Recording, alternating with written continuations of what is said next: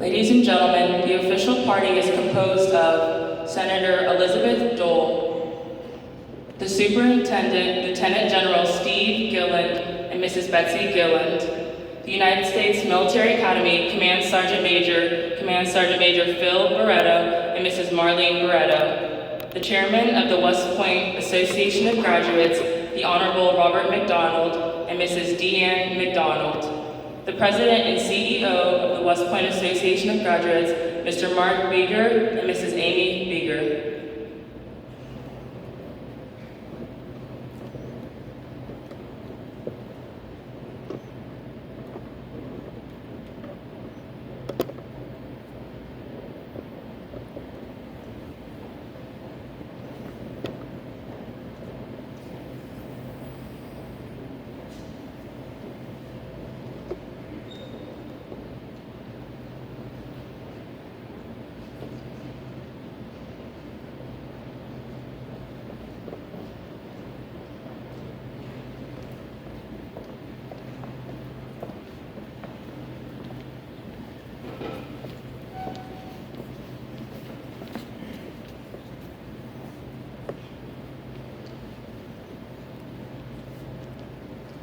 Good evening, distinguished guests and fellow members of the Corps. I am Cadet Isabella Sullivan, Deputy Brigade Commander. Welcome to Washington Hall for the presentation of the 66th Sylvanus Thayer Award. Please remain standing for the invocation by Chaplain Good.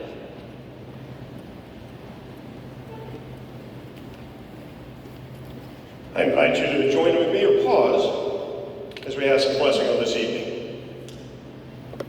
Almighty God, we thank you for this celebration of service tonight.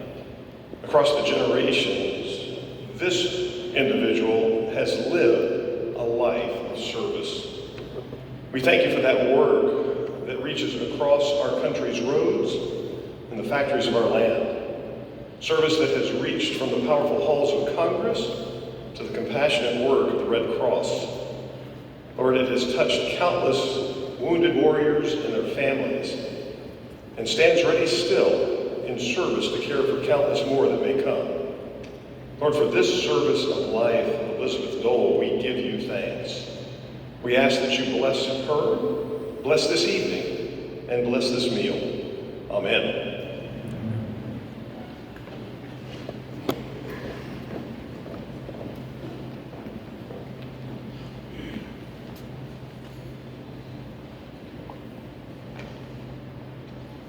Ladies and gentlemen, please be seated.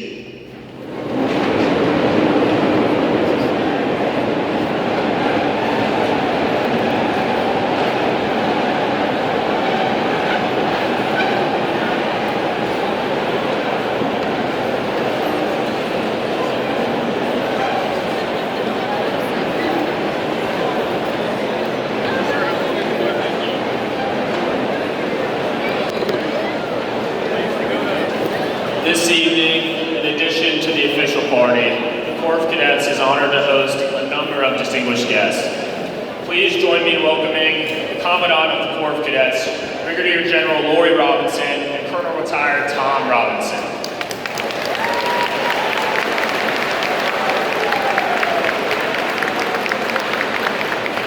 The Command Sergeant Major for the Corps of Cadets, Command Sergeant Major Robert Craven and Mrs. Belle Craven.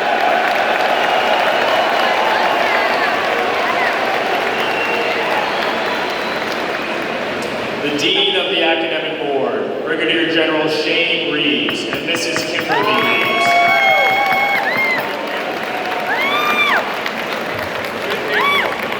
Representing the Athletic Department, Mrs. Abigail Howard and Mr. Lucas Howard.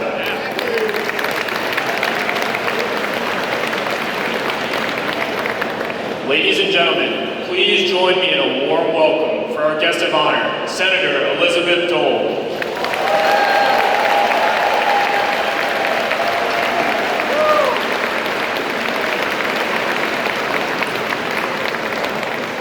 I would now like to introduce the 61st Superintendent of the United States Military Academy, Lieutenant General Steve Gilland.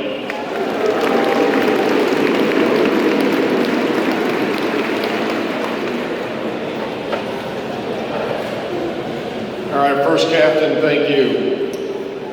Senator Dole, Secretary MacDonald, distinguished guests, teammates, ladies and gentlemen, good evening and thank you all for being here to celebrate this year's recipient of the Sylvanus Thayer Award. This is a fantastic day. We were blessed with beautiful weather, an awesome review by the Corps cadets to honor an incredibly inspiring woman, Senator Elizabeth Dole.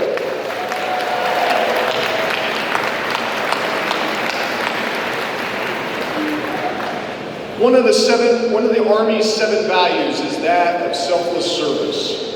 Service to country and putting the welfare and needs of others before ourselves. More than an abstract ideal, selfless service is an action, a commitment to go a little further, to endure a little longer, and look a little closer to examine how each of us as teammates can add to the effort. At the United States Military Academy, we are fortunate to have so many outstanding leaders come here to inspire us through example and experiences, and to help us aspire to the ideals of selfless service. There are exemplars of public service, and then there is tonight's honoree, who is in a class by herself, Senator Elizabeth Dole. Tonight is another first in the history of this award. While we've honored a father and son duo with this award, President George H.W. Bush, and years later, President George W. Bush, this is the first time we honor someone whose spouse was a past award recipient. I'm referring to Mrs. Dole's husband, our 2004 Thayer Award recipient, the late Senator Bob Dole. I would like to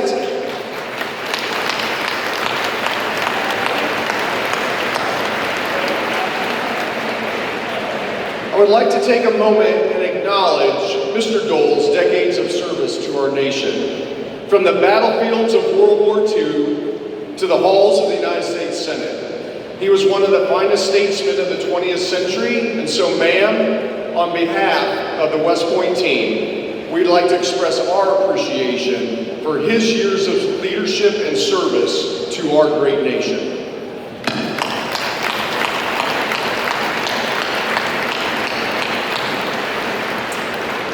The renowned journalist, Tom Brokaw, author of the book, The Greatest Generation, once said that it's easy to make a buck, but it's a lot tougher to make a difference. Just a cursory glance at Senator Elizabeth Dole's biography will show that she has, without a doubt, made a difference. She has been a tireless advocate and champion for women's rights, public and workplace safety, and our veterans and wounded warriors along with their families. A proud native of the Tar Heel State, North Carolina, and an alum of Duke University and Harvard. Mrs. Dole began her career in government in the late 1960s. She has served in 5 presidential administrations, to include a 7-year term on the Federal Trade Commission and as a cabinet secretary for 2 presidents. Secretary of Transportation under President Reagan, and later Secretary of Labor under President George H.W. Bush. And to offer a quick bit of history, prior to 2002, the United States Coast Guard fell under the Department of Transportation, making then Secretary Dole the first woman to serve as the head of a branch of the military. Throughout most of the 1990s, she led the American Red Cross, ran for president in the 2000 presidential campaign, and in 2002 was elected to represent North Carolina in the United States Senate.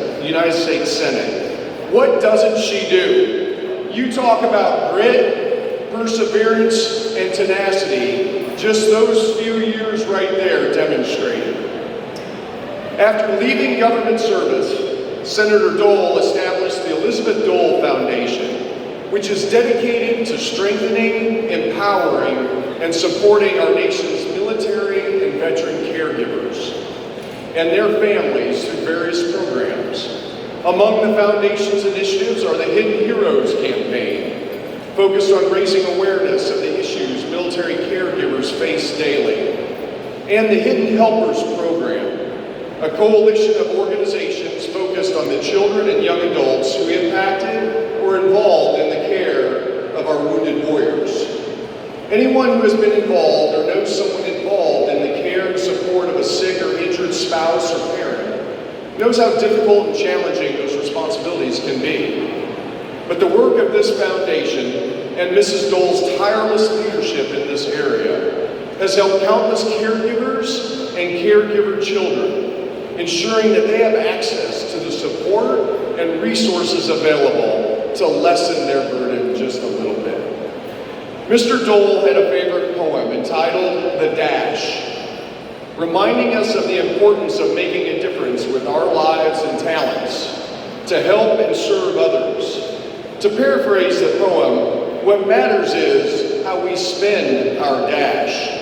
And if we are looking for an example to aspire to on how best to spend our dash in the service of others and to make a difference in our world, I can think of no finer example than this year's Thayer Award recipient, the Honorable Elizabeth Dole. Ma'am, we are proud and honored to recognize you this evening as the leader of character, one who has shown what it means to live honorably, lead honorably, and demonstrate excellence, and one who embodies the West Point's ideals of duty, honor, and country.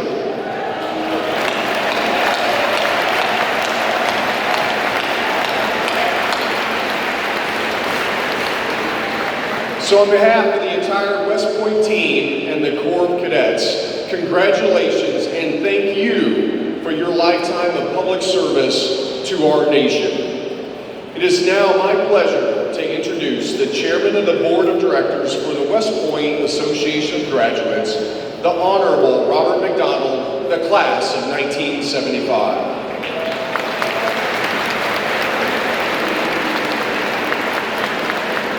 Thank you, General Gilland. General Mrs. Gilland, Senator Dole, distinguished guests and members of the Corps of Cadets, good evening.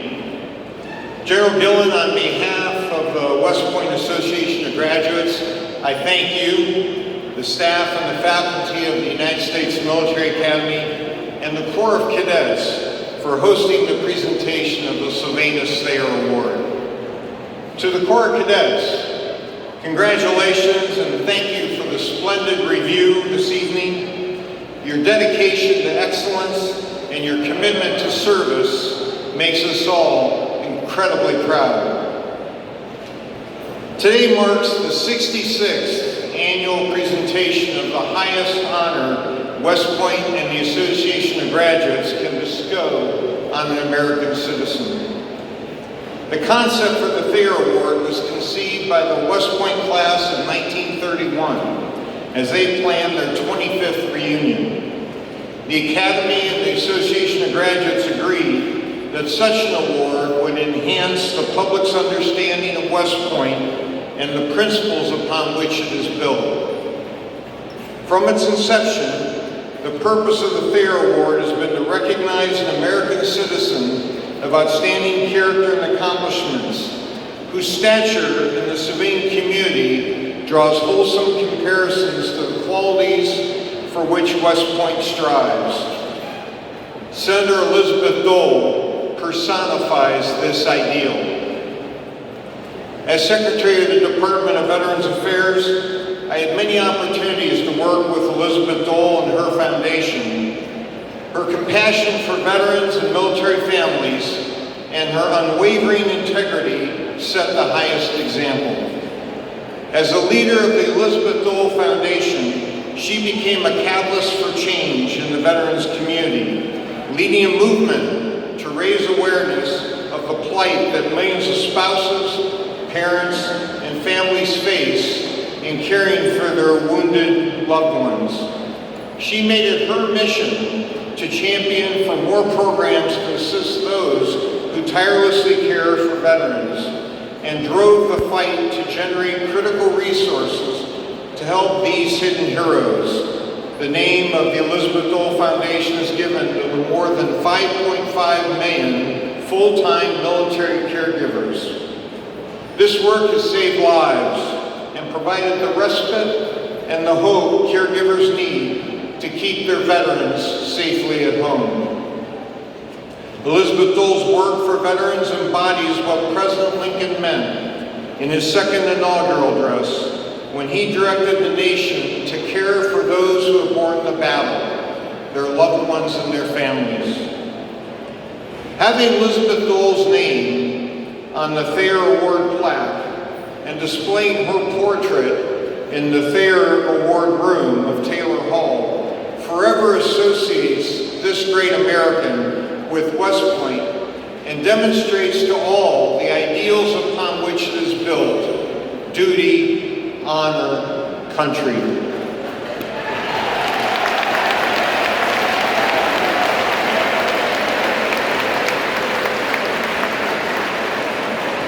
The list of previous Thayer Award recipients is truly impressive.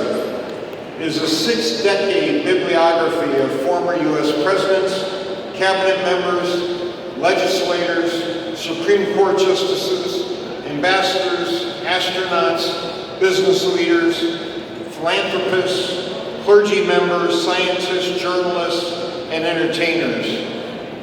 Yet tonight, for the first time in Thayer Award history, we will have the first husband and wife on that list.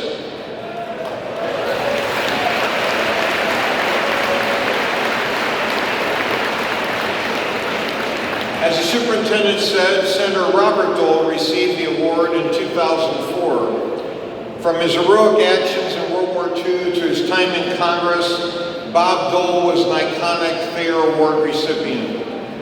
And tonight, his beloved wife Elizabeth joins him in recognition of her stellar achievements as the U.S. Secretary of Transportation and later Secretary of Labor, as chair of the American Red Cross, as a senator from North Carolina, and as the founder and leader of the Elizabeth Dole Foundation. Together, the Doles have amassed an extraordinary record of achievement in service to our nation. Elizabeth, I can say without hesitation that your name on West Point's Thayer Award plaque amplifies the prestige of the award. The West Point Association of Graduates is honored to recognize your service to America. On behalf of the Long Gray Line, it is my honor and pleasure to bestow the 2023 Sylvanus Thayer Award to Senator Elizabeth Dole, a citizen of outstanding character and accomplishments who, for more than 50 years, has dedicated her life to West Point's hallowed values: duty, honor, country.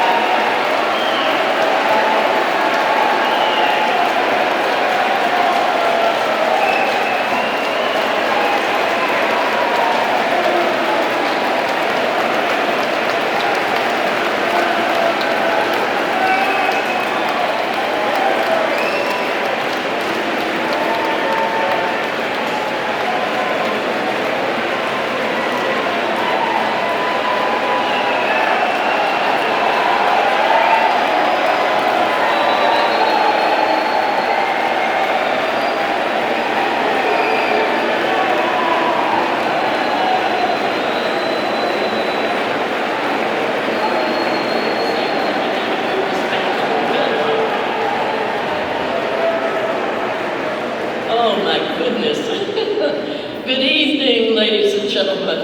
Oh my, what a wonderful welcome.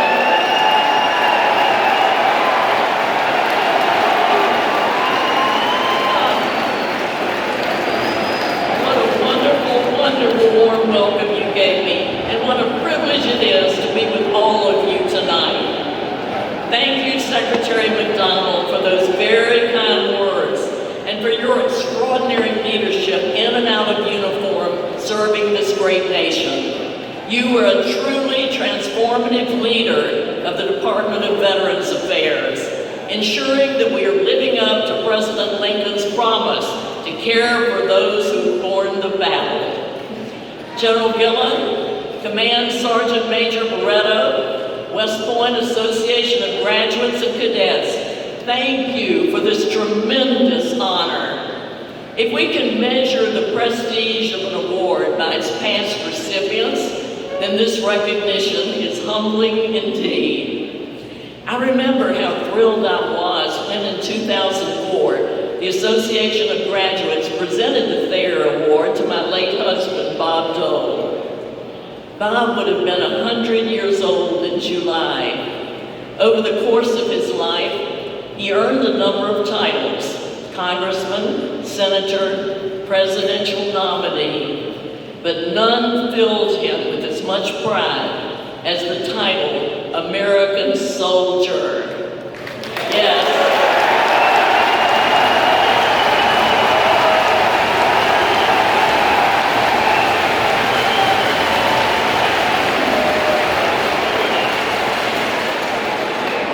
Now, that doesn't mean the Army was an immediate fit for Bob. Early on, he was assigned to the newly created 10th Mountain Division, which was designed to fight on high mountain peaks, in deep snow, and in bitter temperatures. To fill its ranks, the Army recruited fur trappers, ski patrollers, woodsmen, forest rangers, and much to Bob's surprise, a young man from Kansas who had never seen a mountain up close.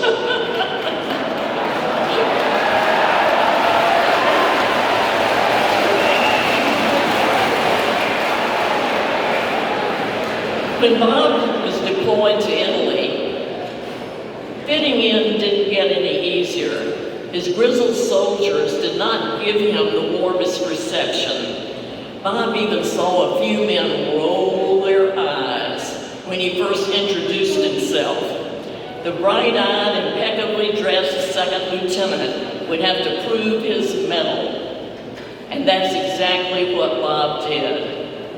Rather than keep to his command tent, he ate with his soldiers and shared jokes. And when it came time to go out on patrol, he didn't position himself in the middle of the formation where it was safest. His NCO told him that's where most officers stay. But Bob said, no, I'll take point. Was he scared to do it? You bet. But Bob later explained, I didn't know much about leadership at that time, but instinct told me that a leader had to be out front. He must be willing to endure the fire rather than hide from it or let somebody else take the brunt of the blows. Bob truly lived up to that definition of a leader. On April 14, 1945, he led his platoon up the heavily mined slopes of Italy's Hill 913. As the worst scenes of war enveloped them, Bob reached out to retrieve his gravely injured radio man. In doing so, he suffered devastating wounds, which hospitalized him for 3 years and cost him the use of his right arm. Those injuries presented a lifetime of challenges for Bob, but he remained determined to serve his nation. He clearly embodied the ideals affirmed in West Point's motto, duty, honor, country.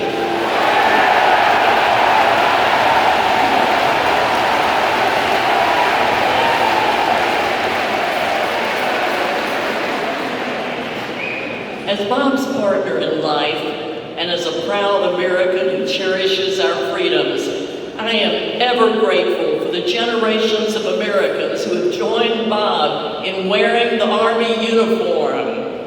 And I am in awe of the officers who've emerged from this prestigious academy for more than 2 centuries to lead those soldiers with wisdom, character, and remarkable courage. As a public servant for nearly 60 years, one of my most privileged responsibilities was writing nomination letters for young people to attend West Point.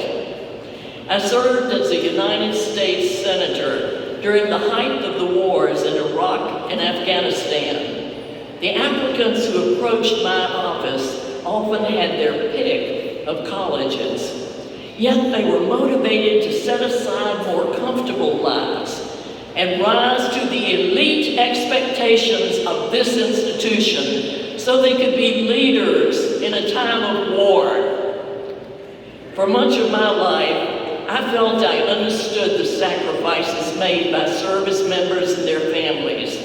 I was only a young girl during World War II, but my brother John was 13 years my senior and eligible to serve. When he was sent off to the Pacific aboard the Wyndham Bay, my mother constantly interrupted my radio programs to turn on the news in hopes of being reassured in some way about John.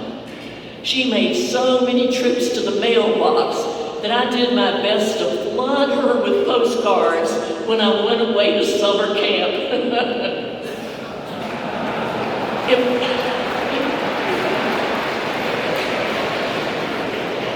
It was just 13 years ago, however, when my eyes were first opened to the challenges of some very special military families.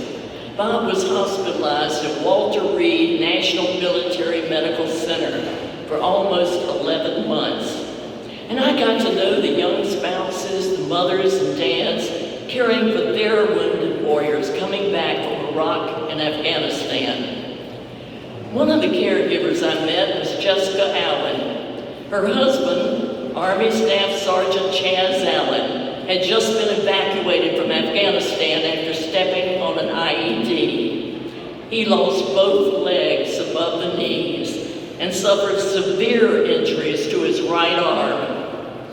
Chaz remained hospitalized at Walter Reed for 16 months, while Jessica organized all of his care and began homeschooling their daughters so they could all stay by his side.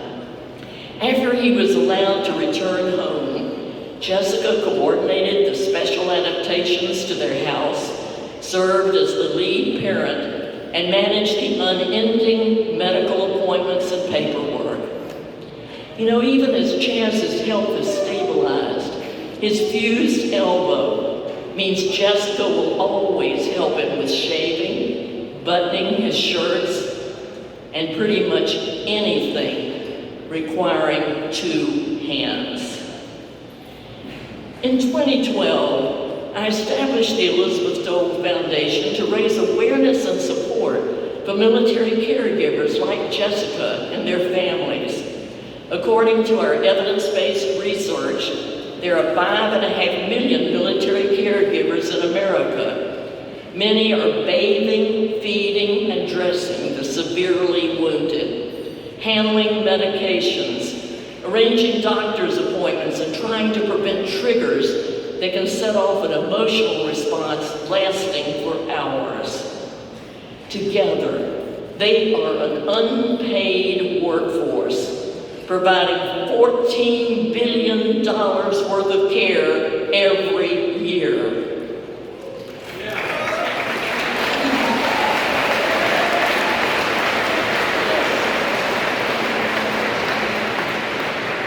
But my friends, these extraordinary Americans never expected to serve as caregivers, and our nation has never prepared them, trained them, or provided them with adequate support.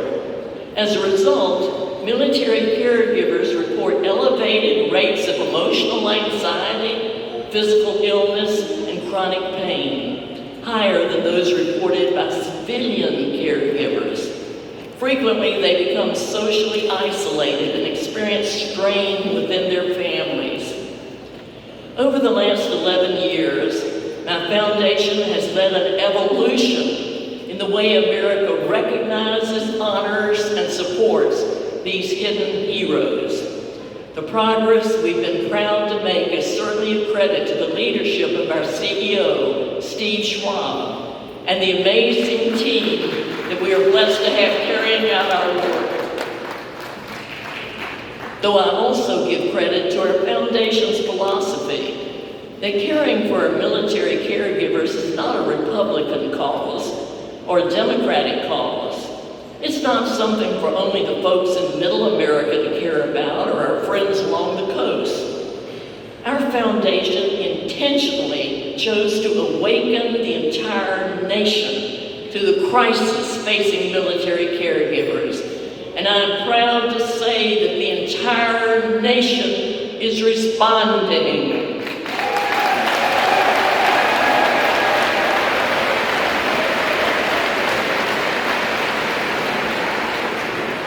Unfortunately, this approach almost seems novel today, doesn't it? The voices of divisiveness seem to be drowning out the voices of unity and compassion, but we must not allow that to happen. We Americans must rediscover our national unity. We must regain our trust in each other. Our country's standing as the world's greatest democracy depends on its citizens working together. And we certainly owe a sense of civility, accord, and unity to each of you who has earned your place in the long gray line. Yes.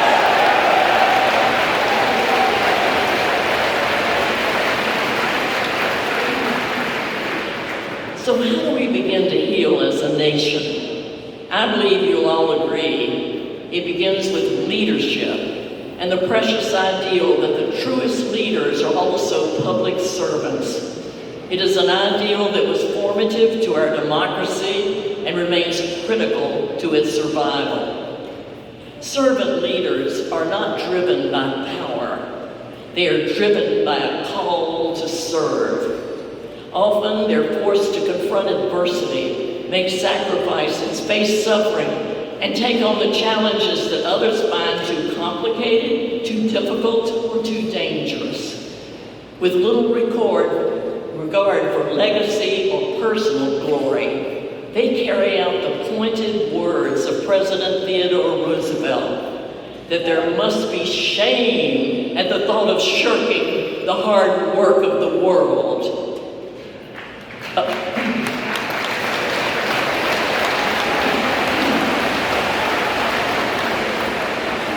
Ultimately, servant leaders do what's right for America. Sylvanus Thayer famously became class valedictorian at Dartmouth College, but he never gave the valedictory address. He had learned he was accepted to the United States Military Academy, so he skipped the graduation ceremony to leave for West Point.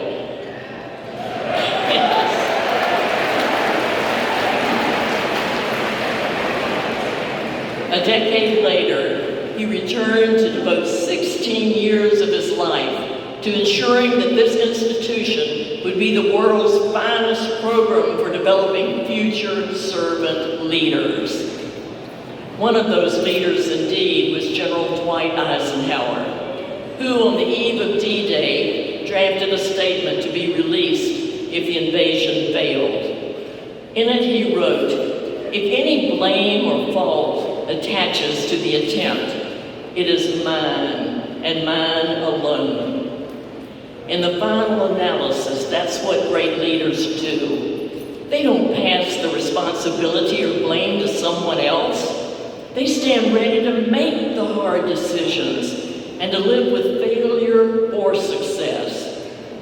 I know it can sometimes seem that we will never repair the torn fabric of our country.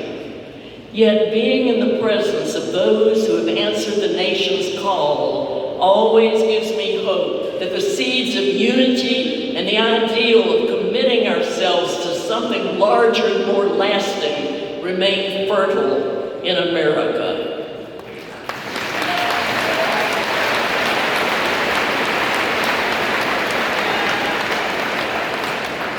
I know during this time of year, General George C. Marshall's most celebrated words are, "I want an officer for a secret and dangerous mission. I want a West Point football player."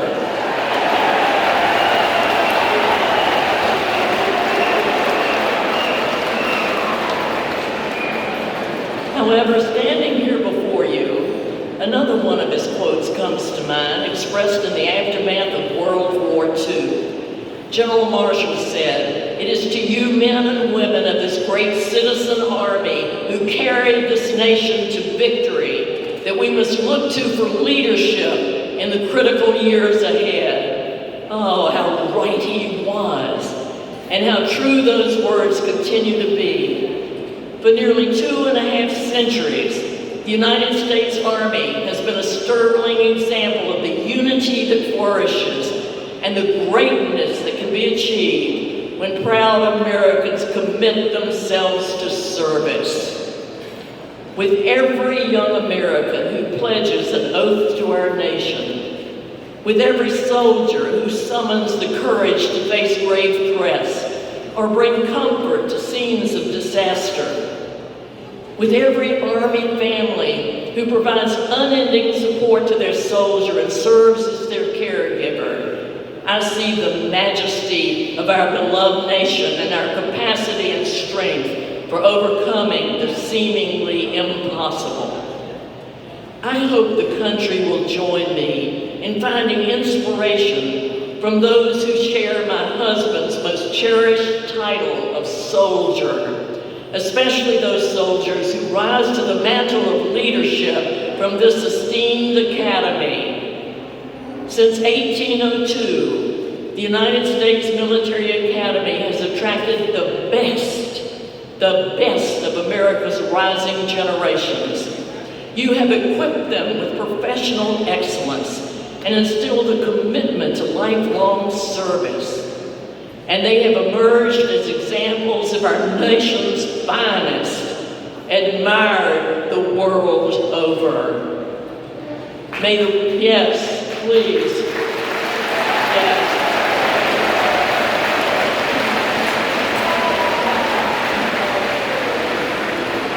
May the words duty, honor, country take hold. Yes. May these words take hold beyond the distinguished halls of West Point. May they thunder in the ears of our nation's leaders and echo through the halls of power.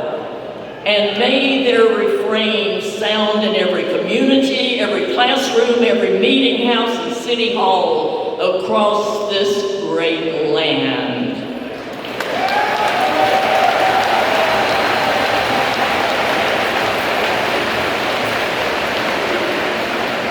Now and forever, may God bless the American soldier, and may he continue to bless the United States of America. Thank you so much. Thank you.